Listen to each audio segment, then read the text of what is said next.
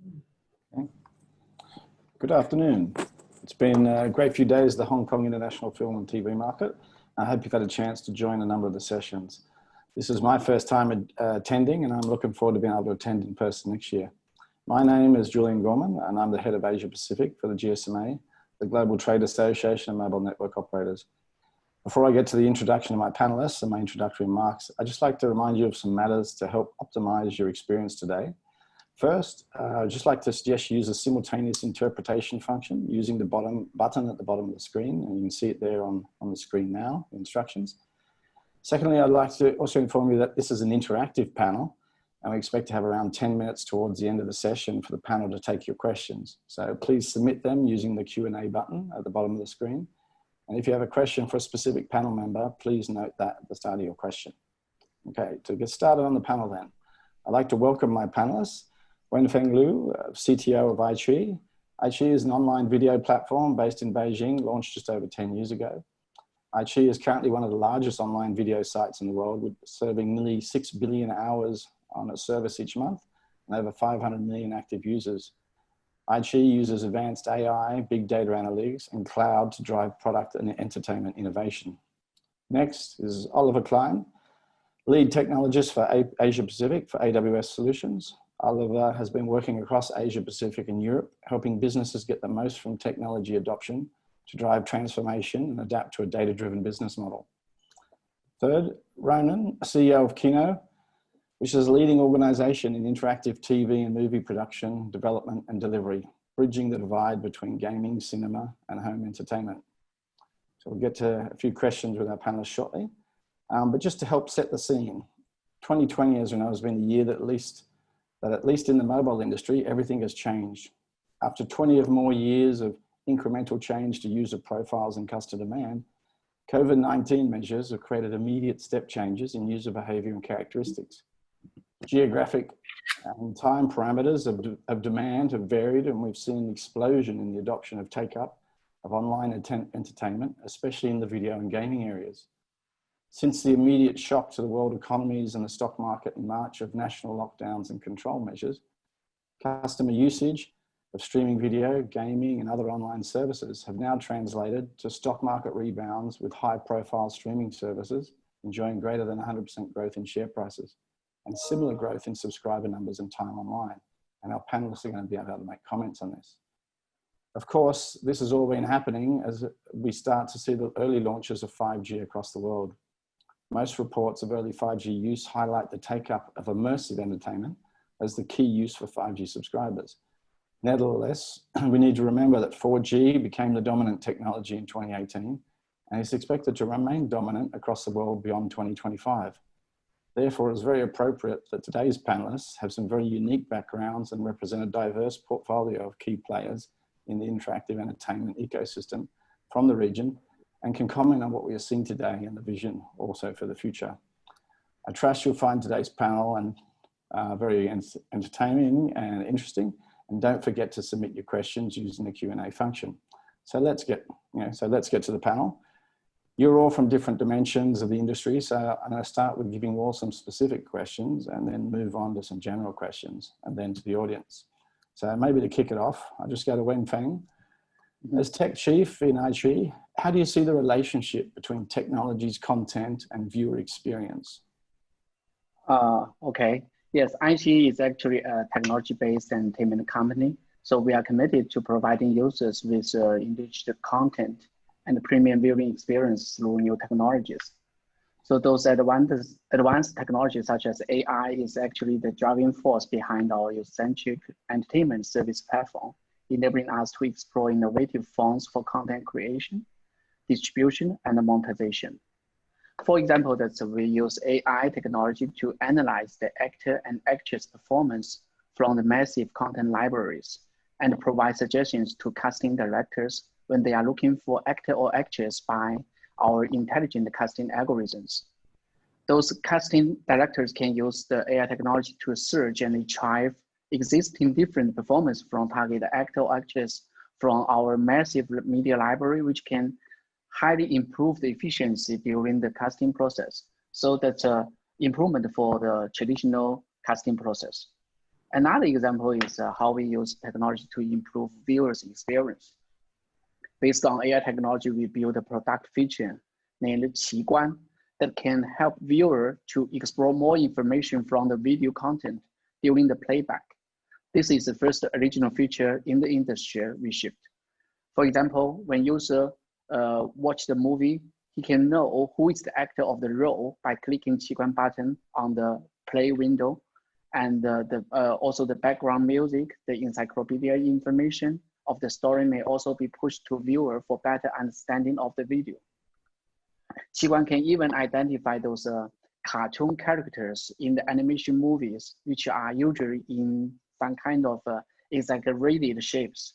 This feature is actually built on the video understanding technologies that are composed by celebrity, commodity, music, POI recognition algorithms. So in iQIYI's original show, early this year, Idol produced season 3. There are a lot of Chinese, more than 100 Chinese joined the show. There are a lot of footage with multiple Chinese in group performance on the stage, and users should get familiar with them. We noticed 奇观 is very popular and useful for users to know who are who on the stage and get more familiar with them. We also introduced a multi-perspective watching mode in our self-produced variety show, Idol Producer Season 3. That's that new feature is powered by our AI angle switching technology, allow users to simultaneously watch the performance of over 100 Chinese from a view of the whole stage and a separate view that focus on their favorite Chinese. So that technology actually creates a more personalized and immersive viewing experience for user, and it can deliver a smooth streaming performance on all high, mid to low-end devices that we optimize the capability of iQIYI video player for better adaptation. Thank you. Thanks, Wenfeng. So then switching to Olivia, Wenfeng has outlined a pretty complex sort of technology framework to deliver that. So I imagine if an OTT platform is infrastructure housing quality content, AWS must be the cement keeping it all in place. So with the majority of global entertainment giants as your clients already, how do you rate the entertainment industry in terms of its future readiness and compatibility with AWS and your future direction? Absolutely. And let me address it a little bit multifold. First, for those of the folks on the line that might not be fully familiar with AWS, we provide kind of the underlying building blocks to do a lot of that distribution, content creation, personalization, AI, ML models in the space, 175 over different services that our customers can use. And as you mentioned, lots of large entertainment company, Netflix, Hulu, Hotstar, Spool in the region, etc., are using our platform to do that distribution. Now, if we look at it, though, I think, there are some interesting trends that are happening.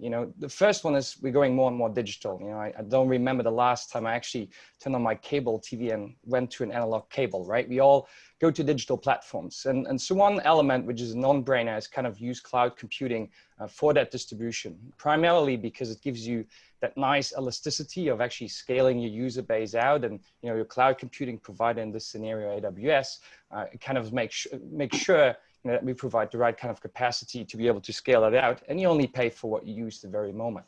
But what I find a little bit more interesting, apart from just that distribution element, is the personalization space. Not too long ago, you switch on the TV and there's something on the channel and you got to watch what's there. You can't choose it. You can't define what kind of series you want to watch, and you don't get any personalized content. Nowadays, that's kind of what is expected. The underlying machine learning models are really important to kind of build this personalized, localized kind of experiences.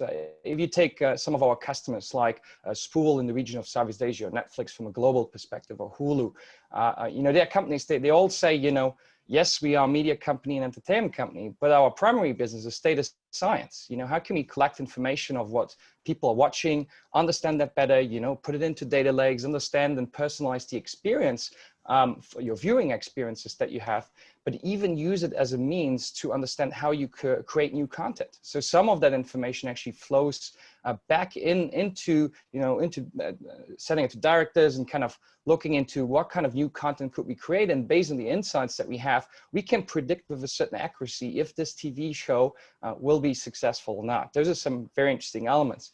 And then another thing that I find quite interesting, one of our customers is, for example, Formula One. If you watch Formula One lately, you might have seen F1 Insights. So F1 Insights actually allows you to, in real time, get statistics of what's going on the track. This is a perfect example of, not just looking at live media, but looking into the entire space of IoT. And I think later we talk about things like 5G, and that comes in there too. But IoT, for example, in Formula One, the cars have sensors. Those sensors are connected. That data streams in, flows into machine learning models that then build predictive scoring and nice overlays in real time onto your viewing experience, right? So it completely enriches that experience.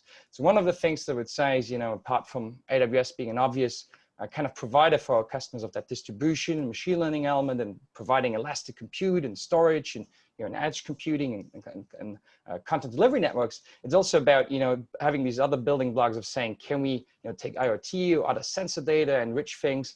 Another example would be, for example, in the US, we do it with the NFL, the National Football League. You have sensors in the helmets, etc., and you have these overlay stats. So I think, to kind of close it out, because I keep going on for a long time here, but I think it's really about personalizing experiences and enriching these viewing experiences and being able to create content on the fly with enriched kind of experiences. And we kind of want to provide, the underlying foundational services to be able to make that happen at pretty much any scale across the world.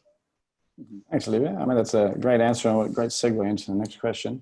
Wang Feng has given us a bit around the technology, and you've moved on to, what is the borders between interactivity and immersive entertainment? So I'm going to put my next question to Ronan, but before I give you that question, Ronan, perhaps we'll play the video to explain from a keynote point of view, the idea of interactive movies. Thank you. Yeah, would be good. Yeah, thanks.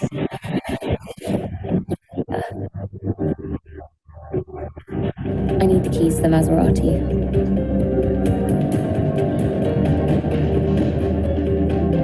Fuck.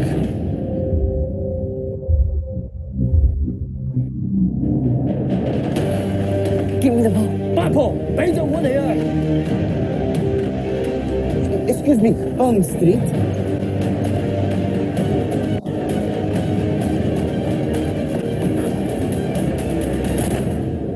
As far as I can see, you're beginning to like playing this game. Yeah, I definitely shouldn't, I? Hey. You. Smug boy looking for a fight? Honestly, mate, I've got a bus to catch, all right? You've got a bus to catch, haven't you? You. Smug boy looking for a fight? Let's put a solution out of this mess then, shall we? Can't not decide, okay? I am serious.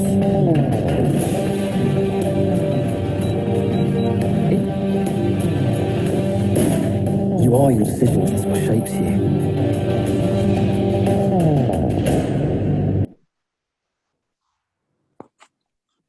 So I think that was a great video for the audience to get an idea what we're talking about with interactive movies.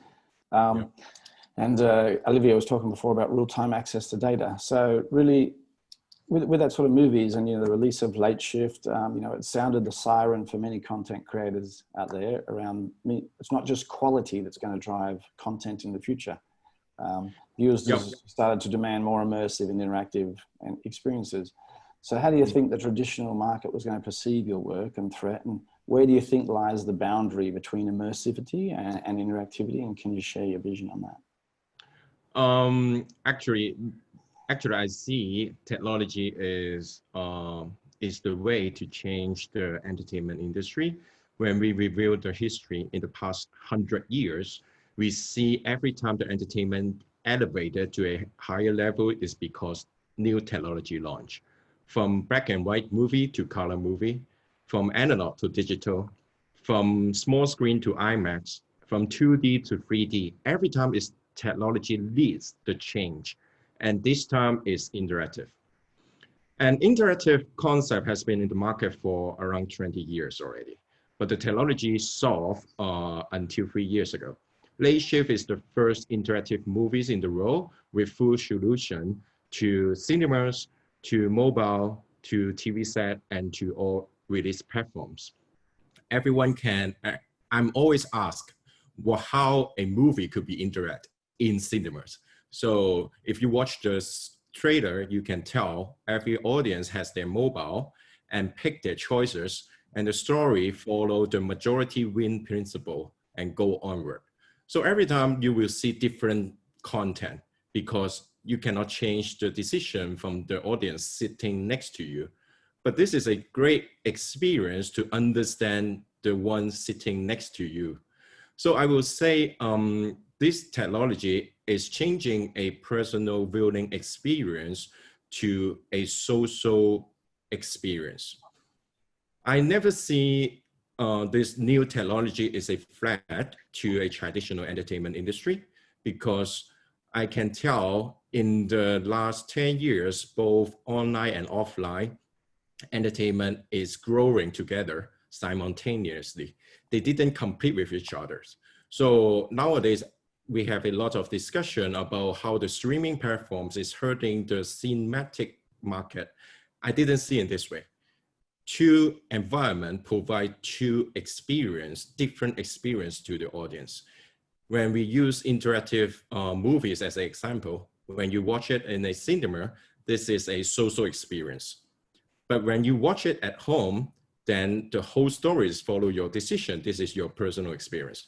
So I will say, when we know more about what the audience really want in each environment, then we will find the best format of content to satisfy their need.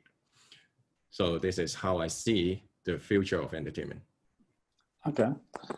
Well, thanks. Maybe then flicking back to Wenfeng, all three panelists there referred to the importance of technology in delivering in this new future of entertainment. So Wenfeng, the other thing on people's minds, I suppose, is expansion of services and internationalization. So how does IG integrate technologies in the process of expanding to overseas markets? Okay, so for the international market, actually can reuse the technologies we already been adopted in China, and it's very as the internet technology is very easily to be adopted and migrated to outside of China. And also our infrastructure have been switched to cloud infrastructure several years ago. So that also can help us to migrate our technology and infrastructure services to overseas business very easily, because the cloud providers and also our private cloud are so major for the service migration. So that's good for us as the internet technology are so common everywhere. So it's very easy for us to expand those expand our business and reuse the technologies everywhere. Is that your question? Sure. Okay. Well then, Olivia, from your point of view and from being that perspective of providing cloud and all the other services, I mean, do you see, especially in the area of COVID-19, how do you expect to see that technology growing in the coming, say, 5 years, and from a point of internationalization across borders as a global player? Yeah, I think, the entire coronavirus situation has really, again, highlighted kind of the benefits of building on a cloud computing platform. As you can imagine, for some of the businesses or some of our customers, especially the retail or hospitality industry, they might have seen a downward trend within their business, but other businesses, especially online entertainment, home entertainment systems, etc., have seen a tremendous upscale. Including providers that would, for example, provide video conferencing, as we're just using right here. So I think if we just look at the underlying foundation, I think one of the reasons you want to use cloud computing is to get access to constantly improving services and functionality. But the other great element is you get access to a global kind of platform for AWS that's over 245 countries that we serve, 216 points of presences of actual physical infrastructure in different places, 24 different launched full-blown scale regions. So you first get access to a global market and can accommodate for that global market, but you also have the capability to scale in and out to any kind of capacity that you require. The rationale behind it is, where this becomes really useful, if you take a situation like a COVID-19 situation or any kind of unprecedented event, we can't always predict what's the kind of capacity that we require. The traditional model of I slowly acquire users, I run a marketing campaign, okay, I acquire more users, I need more capacity. That's not going to work anymore. Nowadays, you can suddenly have an explosion, and combine that with like a global pandemic or what have you, you suddenly have spikes where you see, okay, I go at 10, 100, 1,000x up in a single day. If you were to build your own kind of infrastructure, your own kind of data centers, would you be capable to kind of accommodate for that scale? And I would argue, not every company would be able to do that. If you build on top of a cloud computing provider, and most importantly, also design your architecture that it automatically can scale out, and we can help with that, for example, you kind of can really focus on building what's core to your business, content creation, personalizing, building machine learning models for your distribution, etc., and kind of say the underlying baseline of expanding, scaling out, or scaling back in, because especially during coronavirus times, we've seen businesses that said, well, we have a downwards trend on my user base. Well, guess what? I scale down, so I pay less, right? So my costs go down, which is really important in unprecedented times like this. And from our perspective is provide those building blocks in many forms at kind of large scale, but elastic to our customers' needs. Okay, thanks for that, Olivia. So moving on then to Ronan, I'm sure, with the direction and the vision of the services you're delivering, you have maybe a different take on home entertainment, or you're expanding the definition of what could be home entertainment. And it carries tremendous and perhaps untapped business potential to all of you. But as a OTT platform, cloud provider, and interactive content provider, what do you think lies in the future of entertainment and consumption? And how do you think it's going to disrupt the traditional market? I would say, again, technology changed the revolutions. And this term is about cloud service and also data. Because in the history, we, as a content creator, we normally do the best way we believe, but we didn't got any data from the customers. So I would say the data analysis in future is very important. And there is not clear boundary between different format of entertainment. Is that a game? Is that a movies? Or is that a TV or a short videos? There is so many different forms in the market right now.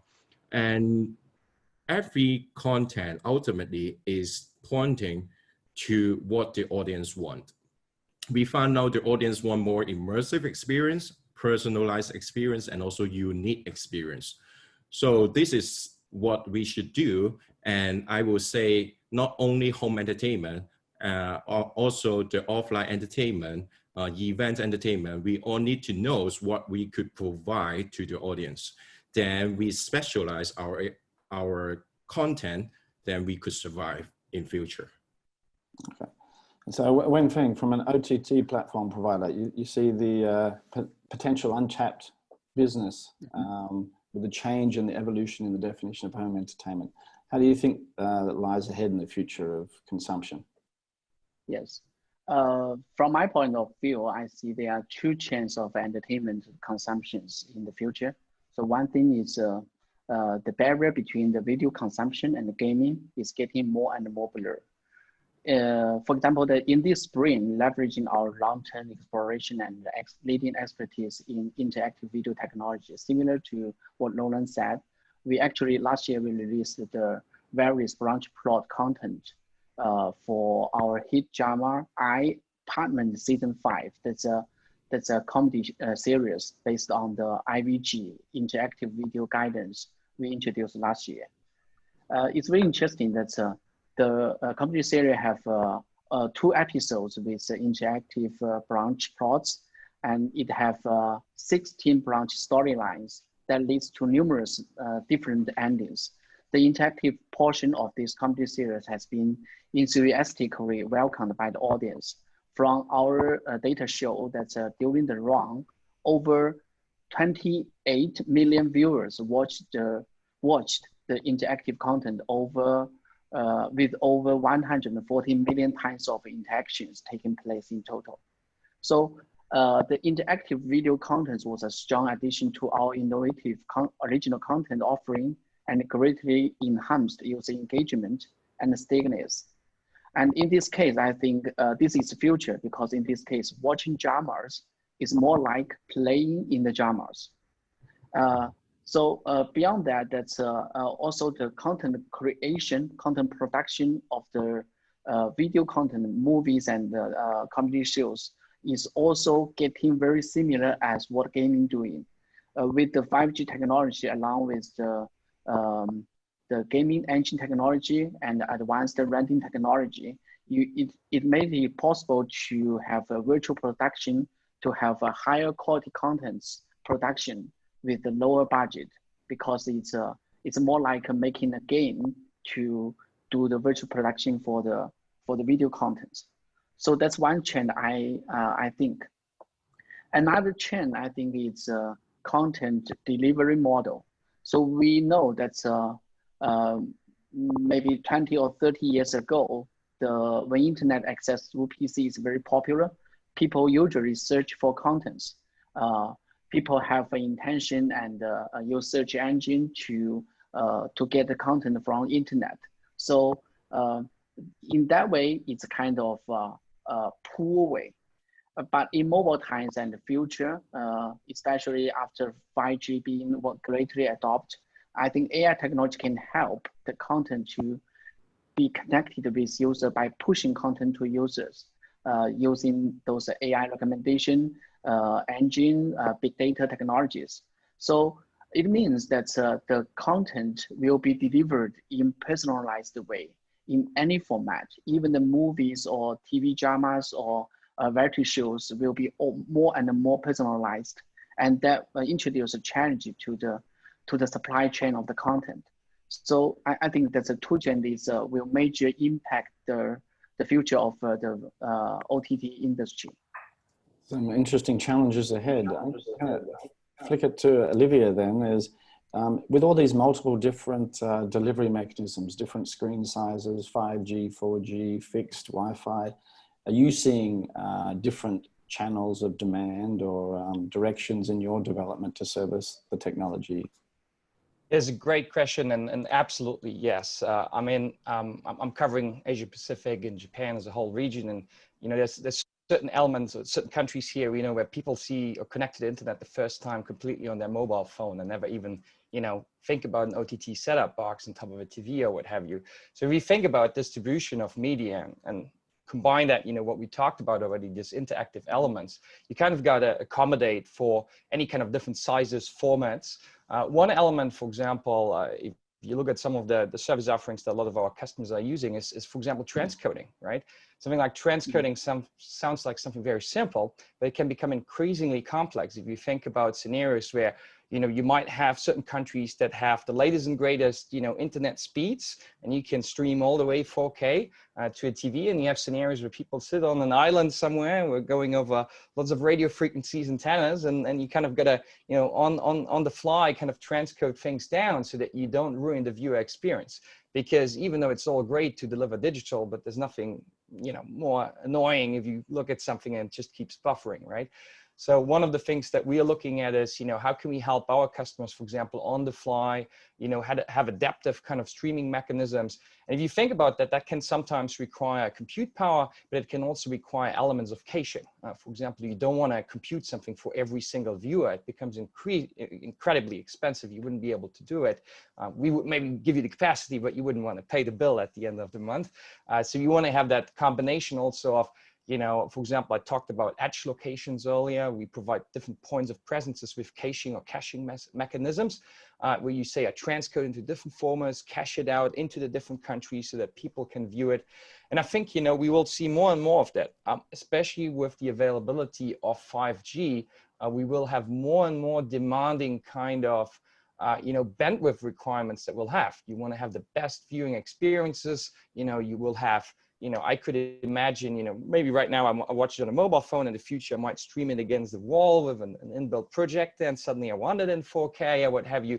All of that is kind of a variable that we need to take into account. Our mission is kind of make it easy, number one, in terms of the technology, like the transcoding services, even services that allow you to do things on the fly. For example, monetization is one thing that I haven't talked about at all yet, but that's really important also. One is the subscription model, but the other one is kind of I insert advertisements into a video stream. Now, I want advertisements. I don't want to do the old school kind of style and just do one ad for everyone, right? I want to personalize. I know what you like, so I want the ad to be targeted onto you as a viewer.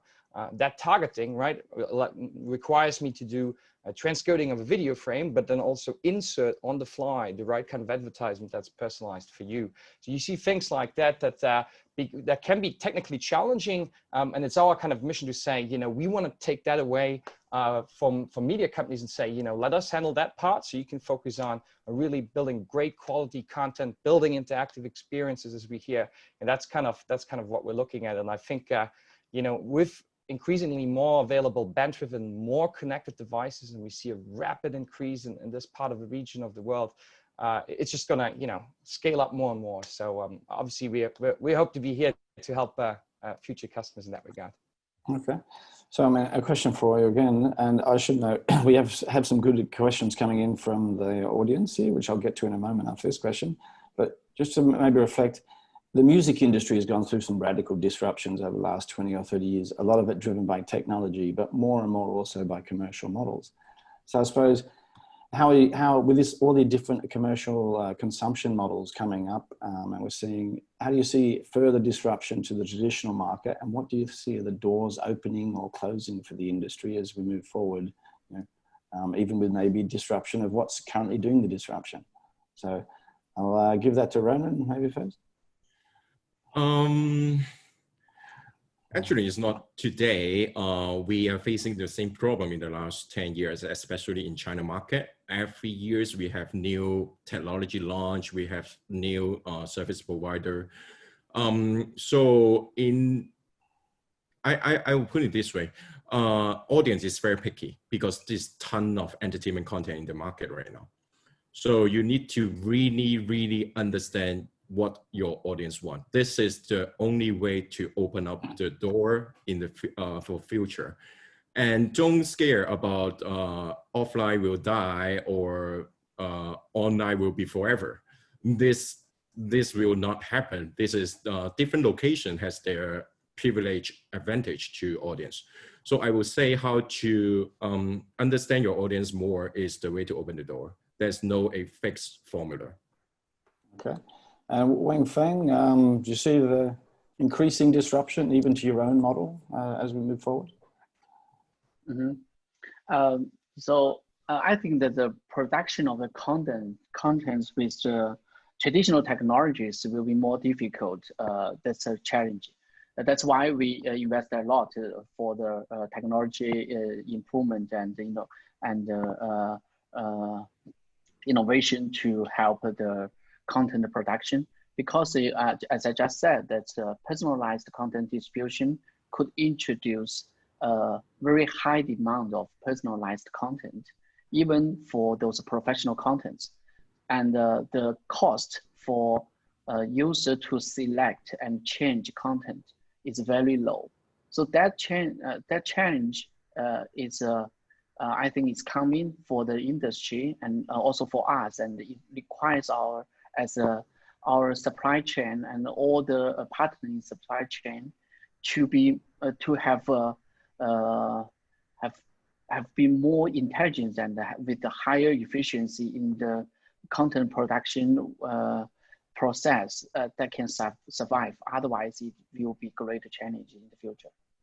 Okay, that's a great step into then maybe my first question from the audience, who somebody who hasn't given their name, would like to raise whether you think AI will threaten traditional content creators. I think you're probably suggesting it is, but maybe Would it completely, are we looking to a future where, you know, most content is made from AI?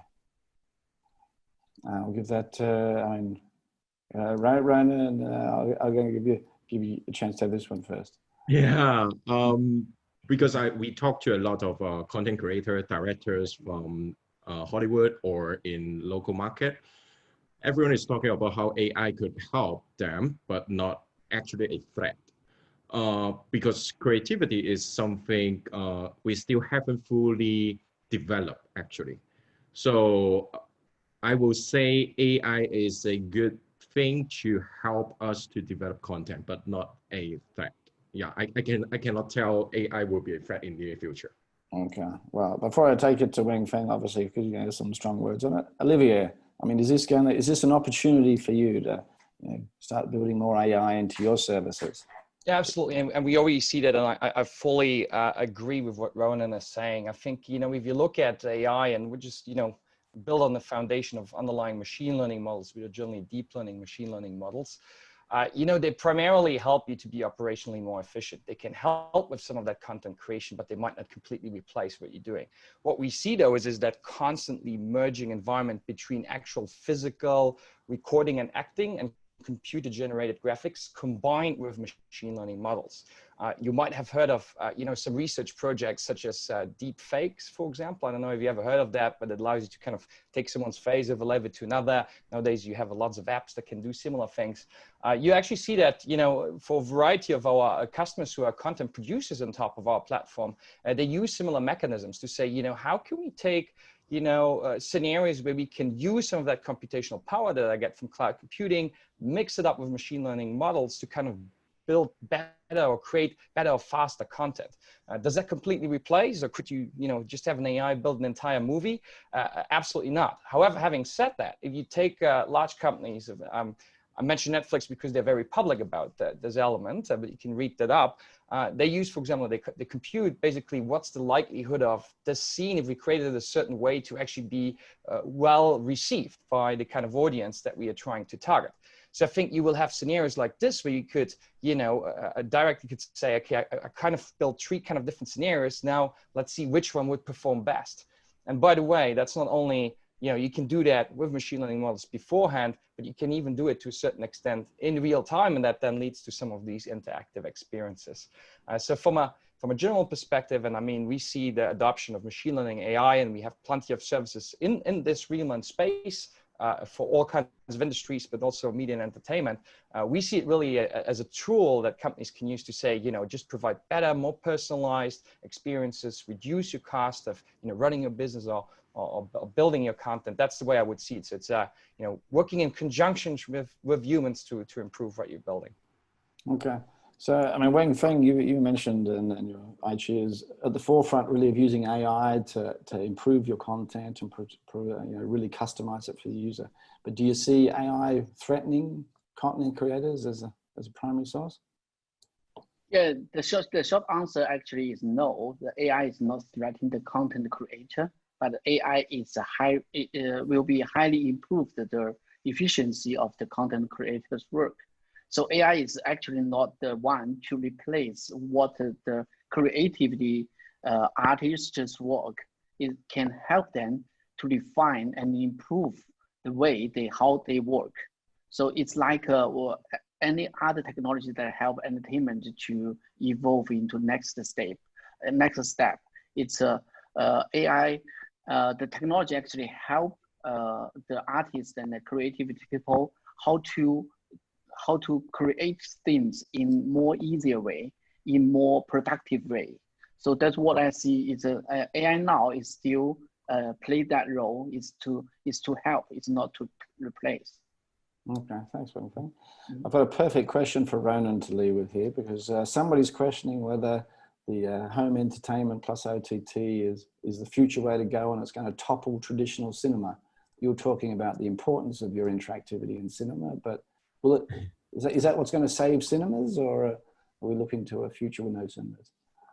I would say the interactive content cover both cinemas and also streaming platforms. According to what Wen Feng just mentioned, he got the most data in these panels. who like interactive content and also the analysis.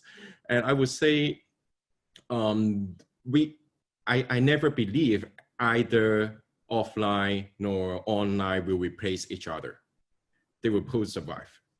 So this is what I always believe. And then the problem is how to differentiate the content in different locations. So this is the one. Is that what you mean? Yes. Right? Oh, yeah. So well, I think now that we're getting a bunch of questions from the audience, I'm going to do some quick fire questions for you all. Sure. One of the questions is VR going to be the trend in films? Well, where is VR in our future across the different platforms? Maybe Wing Feng to start. And so we go. VR is I think that it's really good for the immersive experience for users. But I believe that the way of the VR to consume the contents is the future, is one of the future, but I think it still have some challenges, uncertainty. One is the dizzy issue because of the latency issue. Maybe after 5G technology, they can finally resolve that. Another thing is the challenge to the creativity people for the VR. It's very hard to tell the story in VR way. But I think that's after one of the trend, I believe that's the blur, the barrier between the gaming and the video will be blurred. So some kind of the stories will be elaborated by VR in better way, and but for other kind of contents, still non-VR is a better way. So it depends. Mm-hmm. Okay, I'm going to spin one of the questions we got from the audience, because these interactive TV and video with all the different options and the different paths that can be taken, obviously this requires a much larger data source and a lot more filming, makes a much larger film. So I'm going to give it to Olivia first. I mean, do you see that as a problem? Because I mean, a person goes for a 2-hour movie, it's still going to be a 2-hour movie, even though there might be 5 hours of video if you capture all the things. Is that going to be something for the services you provide that you're going to be challenged with, and how will you service it? Yeah, I think, and I'll answer the question even a bit more broadly. I think, those customers that we see on top of our platform, not only in the media industry, but in any kind of industries, are the ones that can adapt to change really quickly. The way I would look at it is, if we look at media and entertainment, we got to think about it in these non-linear flows that we're creating, right? As we mentioned earlier, you kind of get to a situation where gaming and the traditional entertainment kind of mix together, right? If you play a video game, you can interact with it. You might have created a lot of content, but the experience that you create is based on your interactions that you do. I think we see similar scenarios happening more and more in the entertainment space. The way I look at it from our perspective is, we can help kind of provide the underlying foundations to kind of build that out, no matter if that's, the kind of research that you require to compute things out. I talked about CGI earlier, becomes incredibly important, especially if you say, I take one baseline of content I created, but I create variations out of it. I don't always have the ability to do that in a physical scenario. One of the things where we see it is with movie sets, right?